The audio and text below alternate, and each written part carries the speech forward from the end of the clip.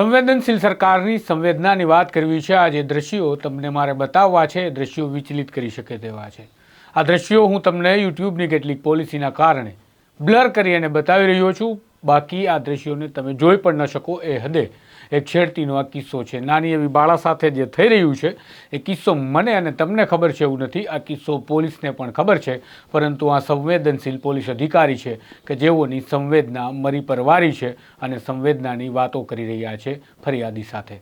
નમસ્કાર, હું છું આપની સાથે તુષાર બસિયા। નવજીવન ન્યૂઝમાં આપનું સ્વાગત છે। આપણા રાજ્યના મુખ્યમંત્રી મૃદુ અને મક્કમ છે તેવી વાતો આપણે સાંભળી રહ્યા હતા અને એવું પણ સાંભળી રહ્યા છીએ કે આપણા રાજ્યની પોલીસની સંવેદના ખૂબ સારી છે। દરેક પોલીસ અધિકારીની અંદર રહેલો માણસ આજે પણ જીવંત છે અને મોટાભાગના અધિકારીઓની સંવેદના મરી પરવારી નથી, પરંતુ સુરતના સિંગણપોર પોલીસ સ્ટેશનના પીઆઈ રાઠોડની સંવેદના જાણે મરી પરવારી હોય એ પ્રકારની ઘટના પ્રકાશમાં આવી છે।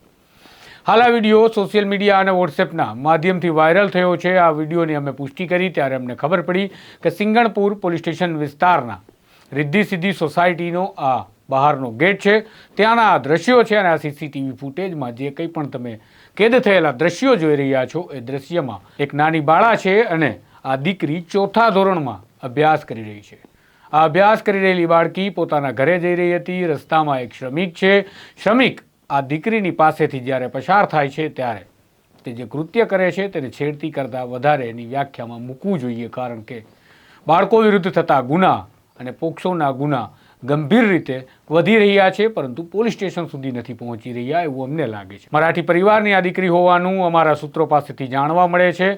તેની માતા મરાઠી કામવાળી બાઈ તરીકે ઓળખાય છે આ વિસ્તારમાં અને તેની આ પુત્રી ઘરે જઈ રહી હતી ત્યારે રસ્તામાં એક જગ્યા પર કન્સ્ટ્રક્શનનું કામ ચાલી રહ્યું હતું। ત્યાંના શ્રમિકે આ ગંભીર છેડતી કરી અને આ છેડતી આચરી પોતે જતો પણ રહ્યો છે, કારણ કે આ મામલે જ્યારે મેં એસજી રાઠોડ સાથે વાત કરી ત્યારે પીઆઈ એસજી રાઠોડનું કહેવું છે કે અમે આ મામલે તપાસ કરી, પરંતુ જે મુકાદમ હતો તેનું કહેવું છે કે આ શ્રમિકને અમે બહારથી લાવ્યા હતા, રસ્તા પરથી અમે ઓળખતા નથી ખરેખર કે આ શ્રમિક કોણ છે, માટે પોલીસ તેના સુધી પહોંચી નથી શકી। અમે જ્યારે સવાલ કર્યા કે તમને આ ગુનામાં જરા પણ ગંભીરતા નથી લાગતી, શું આટલી નાની બાળા સાથે આ પ્રકારે અડપલા અને છેડતીની ઘટના જાહેર માર્ગ પર ઘટે અને તમે ગંભીર નથી સમજતા, ત્યારે પીઆઈ એસજી રાઠોડ અમને સમજાવવાનો પ્રયાસ કરે છે કે છેડતી બાબતે હું ખૂબ કડક છું, હું એક વખત ભાવનગરથી આરોપી લાવ્યો હતો। આભાર તમારો, તમને રાષ્ટ્રપતિ એવોર્ડ અને રાષ્ટ્રપતિના ચંદ્રકો માટે મનોન્વિત કરવા જોઈએ। રાજ્ય સરકારે ભલામણ કરવી જોઈએ કે અમારી પાસે એક એવો અધિકારી છે જે પીઆઈ એસજી રાઠોડ છે અને જેણે એક વખત છેડતી માટે કાર્યવાહી કરી હતી, પરંતુ આ નાની બાળા માટે કાર્યવાહી તેમણે નથી કરી। તેમનું કહેવું છે કે પરિવારે ફરિયાદ ના આપી, પરંતુ અમારું માનવું છે કે જ્યારે આવા કિસ્સાઓમાં અને ખાસ કરીને બાળકો સાથે અડપલા અને છેડતીના કિસ્સામાં કે સેક્સ્યુઅલ હેરેસમેન્ટના કિસ્સામાં પરિવાર ફરિયાદ ન કરે અને જાહેરમાં પુરાવા આંટા ફરતા હોય ત્યારે પોલીસ ફરિયાદી બની અને કાર્યવાહી કરી શકે અને કરવી જ જોઈએ।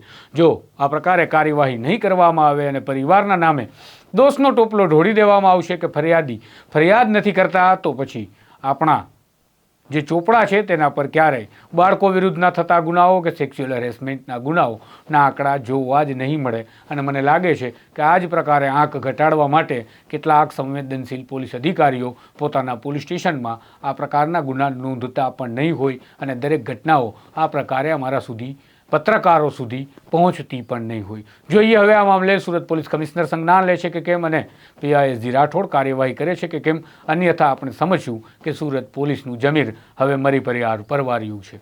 આ જ પ્રકારની ઘટના સમાચારો સાથે ફરી આપના સમક્ષ આવીશ, ત્યાં સુધી નમસ્કાર।